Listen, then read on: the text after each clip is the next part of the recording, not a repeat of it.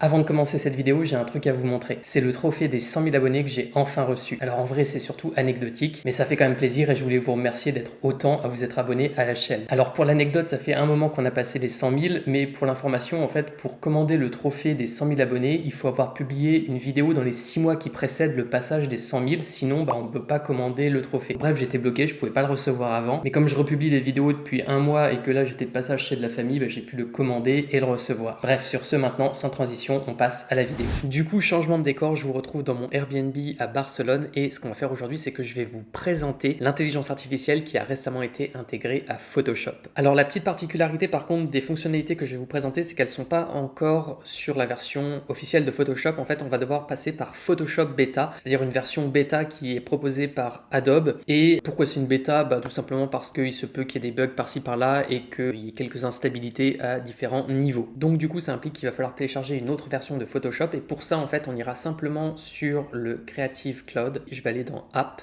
et on va aller sur Beta Apps ici. Et en fait, ici, vous pouvez télécharger des apps en version bêta de plein de logiciels et nous, on va simplement télécharger celle de Photoshop. Donc moi, je l'ai déjà fait, mais sinon, vous cliquez simplement sur Install ici et ensuite, vous aurez la version Photoshop bêta. Évidemment, pour ça, il faut être abonné à Creative Cloud. Donc pour tous ceux qui sont sur des versions craquées de Photoshop, ça ne fonctionnera pas. Mais si vous n'êtes pas abonné à Photoshop, vous n'êtes pas totalement laissé pour compte puisque, pour rappel, vous pouvez utiliser la fonctionnalité que je vais vous présenter sur le site d'Adobe sur firefly.adobe.com. Ça, j'en ai déjà parlé dans de précédentes vidéos. Et on va essayer de s'amuser déjà avec une première photo. Déjà, on peut voir une nouveauté, c'est qu'on a une barre maintenant qui apparaît ici en plein milieu du cadre de l'application. C'est une barre contextuelle. Si vous ne l'avez pas, vous allez dans Fenêtre et vous cliquez sur barre des tâches contextuelles et on pourra la masquer et la démasquer. Et donc déjà, ce qu'on peut faire, c'est agrandir l'image. Donc je vais prendre mon outil de recadrage ici et je vais maintenir Alt enfoncé, redimensionner comme ça et on va dire que notre image, on veut qu'elle soit un peu plus grande. Je vais appuyer sur Entrée pour valider. Je vais prendre un outil de sélection rectangulaire comme celui-ci. Je vais faire une sélection ici de mon image. Je vais aller dans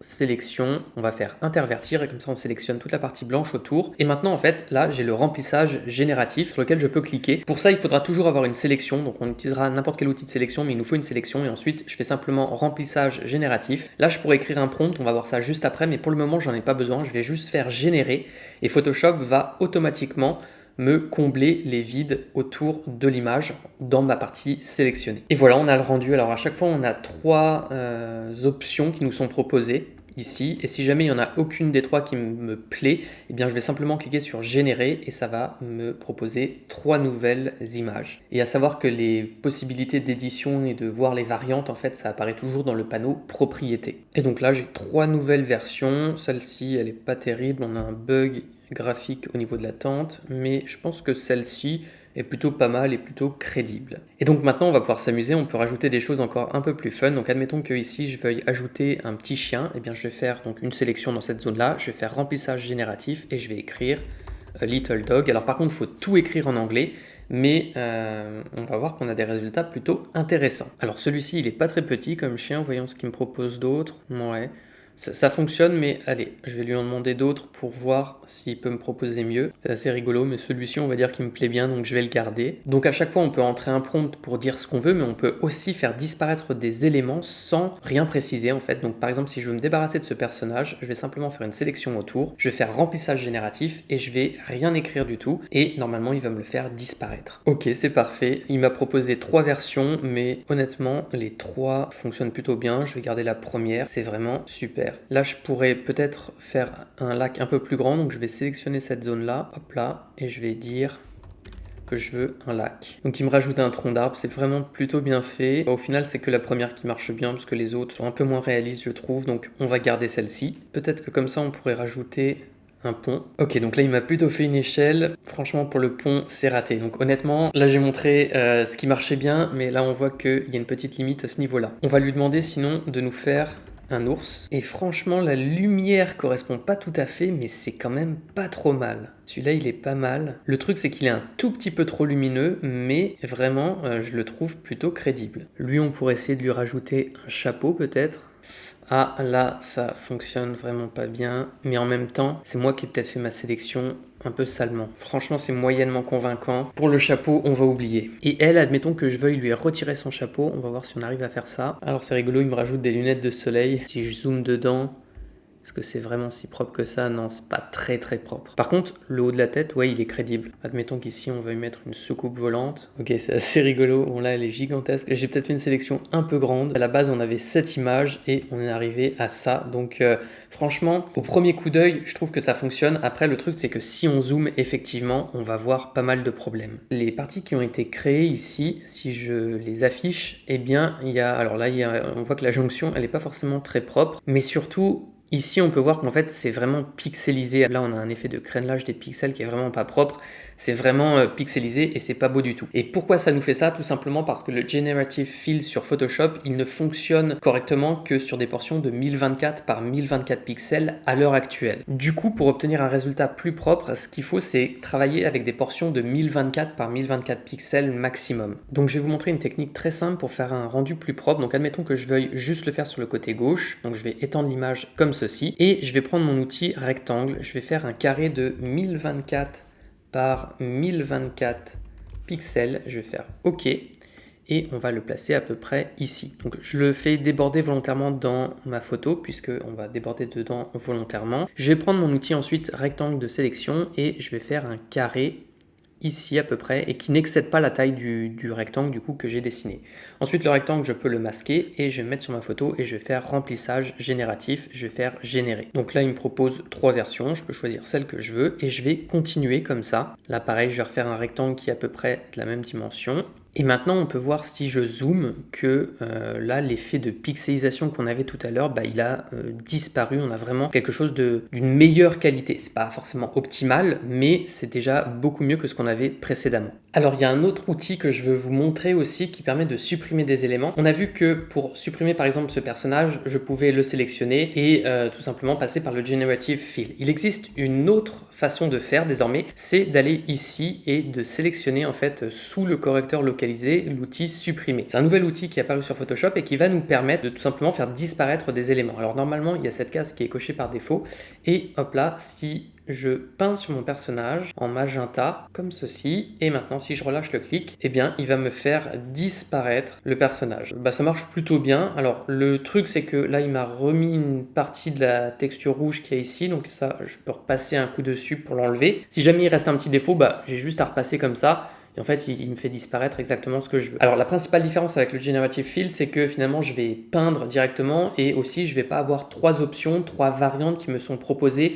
pour recouvrir la partie que j'ai sélectionnée. Du coup, dans ce cas de figure, pour faire disparaître un gros élément, je trouve que le Generative Fill est plus approprié puisqu'on aura différentes propositions qui nous seront soumises. Mais ça peut avoir du sens d'utiliser cet outil, par exemple, sur ce type d'image où on a plein de petits éléments à faire disparaître parce que là, je donne juste un coup de pinceau et en fait, ça va aller beaucoup plus vite, même si là, par exemple, c'est pas parfait, je repasse dessus encore une fois, ça permet d'accélérer le process. C'est un peu vraiment comme du tampon de duplication, comme les outils de correction qu'on a ici, comme les outils correcteurs, sauf que ça fonctionne avec l'IA et du coup ça va encore plus vite. J'ai pas de zone d'échantillonnage par exemple à sélectionner. Si je veux en fait je peux décocher cette case, déposer après chaque trait et ça me permet d'en faire plusieurs d'un coup. Donc par exemple ici, en fait à chaque fois que je relâchais le clic, eh bien il me faisait le remplissage. Là je peux en sélectionner plusieurs des parties comme ceci et ensuite j'appuie sur le petit V ici et il va toutes me les traiter d'un seul coup. Donc ça peut permettre d'en traiter beaucoup plus rapidement. Alors je ne m'étais pas encore attardé sur tous ces boutons, mais on peut voir aussi que sur la barre des tâches contextuelles, par défaut, je peux par exemple sélectionner un sujet. Ça revient quasiment au même que si je passais ici par l'outil sélection d'objets et que je cliquais pour sélectionner un sujet. Donc ici en fait c'est plus des raccourcis d'autres fonctionnalités qu'on va retrouver. Ici par exemple qu'est-ce qu'il me propose? C'est quel outil? C'est modifier la sélection, donc je pourrais lisser, dilater, contracter, etc. C'est des options qu'on peut retrouver en allant tout simplement dans sélection ici, en faisant modifier, on pourra lisser, dilater, contracter, etc. Donc c'est plus des raccourcis qu'on retrouve. Là je pourrais faire par exemple inverser la sélection plutôt que d'aller dans le menu comme je l'ai fait précédemment. On pourrait transformer la sélection, donc là par exemple, hop là, je pourrais l'étendre comme ceci. Mais je vais faire commander pour désélectionner parce qu'en fait la vraie innovation qu'on a, c'est le bouton supprimer l'arrière-plan. Si je clique dessus en fait, il va automatiquement me faire un détourage et me faire un masque de fusion également. Je le vois dans le panneau calque, ce que ça me donne. Et on voit qu'il améliore automatiquement, je pense, les contours, puisque le chapeau, alors j'ai pris une image volontairement difficile. Le chapeau, là, on a plein de petits bouts de paille, enfin, je sais pas si c'est un chapeau de paille, mais on a plein de petits bouts comme ça qui se mélangent avec l'arrière-plan et qui en plus a des couleurs assez bizarres. Et en fait, on voit que le détourage est quand même plutôt réussi. La main, j'observe qu'il me l'a un peu coupé, mais c'est pas grave parce que comme j'ai un masque de fusion, j'ai simplement à peindre en blanc et je peux rattraper ça un petit peu facilement. C'est pareil, là je pourrais peindre là-dedans et faire ça un peu proprement, mais je peux rattraper, disons, les parties qu'il a mal fait. Donc franchement, encore une fois, un outil assez bluffant et qui va permettre de faire, je pense, des détourages dans beaucoup de situations encore plus rapidement qu'avant. Alors jusqu'ici, je vous ai montré des démos du Generative Fill sur des photos, mais qu'est-ce que ça peut donner sur des styles graphiques différents comme une peinture à l'huile par exemple? Donc on va voir ça. J'ai ouvert le radeau de la méduse sur Photoshop, je vais l'agrandir un petit peu, on va refaire une sélection comme ça, voilà, là je vais inverser ma sélection, je vais faire remplissage génératif, générer, et on va voir ce que ça me propose. Et franchement, je trouve le résultat plutôt honnête. Tout n'est pas parfait, mais ça fonctionne quand même plutôt bien. Et donc, admettons que je veuille mixer différentes images, admettons que ici, j'ai une partie qui m'intéresse, le bas ici, mais que ici, ce soit ces nuages-là qui me plaisent le plus. Et bien, ce que je peux faire, c'est dupliquer mon calque en faisant Command-J ou Ctrl-J sur PC. Sur celui du dessus, donc je vais garder, admettons, les nuages, et sur celui du dessous, là, je vais masquer l'autre, je vais cliquer sur la première variation et là je vais mettre donc la deuxième et ensuite j'aurai simplement à peindre en noir sur les zones que je veux faire réapparaître ailleurs. Voilà, et là comme ceci, et bien là je me retrouve avec le bout de nuage que je voulais sur l'autre. Et donc là admettons par exemple que je veuille plus d'eau par ici, je pourrais sélectionner cette partie là, mettre water, et c'est un échec total.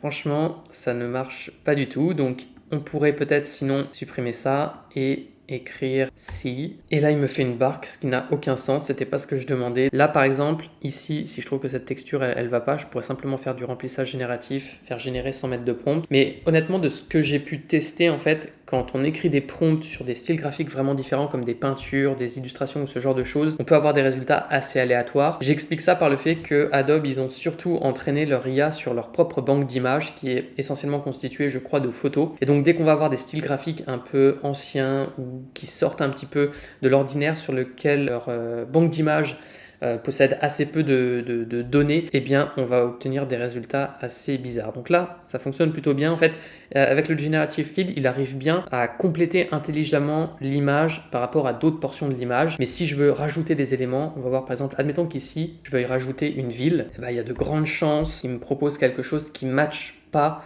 avec le style graphique de cette peinture. Bon, on peut dire que ça passe, mais il faut être quand même assez indulgent. Bon, là, ça passe pas du tout. Et là, on peut voir que les couleurs, ça n'a pas de sens, c'est beaucoup trop lumineux, ça n'a pas de sens que ce soit aussi lumineux. Par contre, à la limite, en termes de style et d'effet de peinture, pourquoi pas, mais ça matche pas bien. Et si j'essayais de mettre un vieux château, bon, c'est pareil, c'est un peu trop lumineux, là.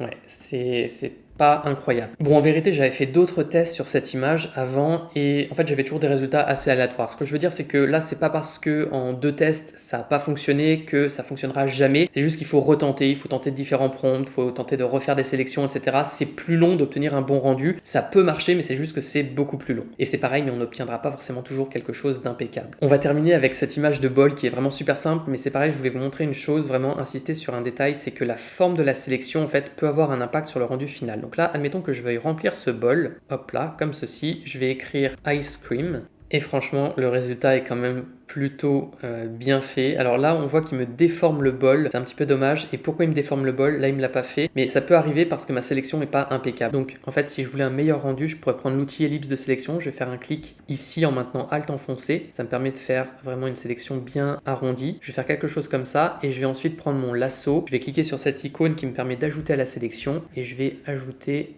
de la matière en haut, voilà. Et maintenant, si je fais la même opération, en principe, le résultat devrait être un peu meilleur. Et voilà, là, je trouve que celle-ci, elle est plutôt pas mal. Est-ce que... Oh, celle-ci aussi, elle pourrait fonctionner. Bon, là, il y a quelques défauts ici, mais honnêtement, j'ai envie de dire que ça passe. Et évidemment, on pourrait s'amuser à mettre vraiment ce qu'on veut dans le bol. Et ça marche quand même plutôt bien.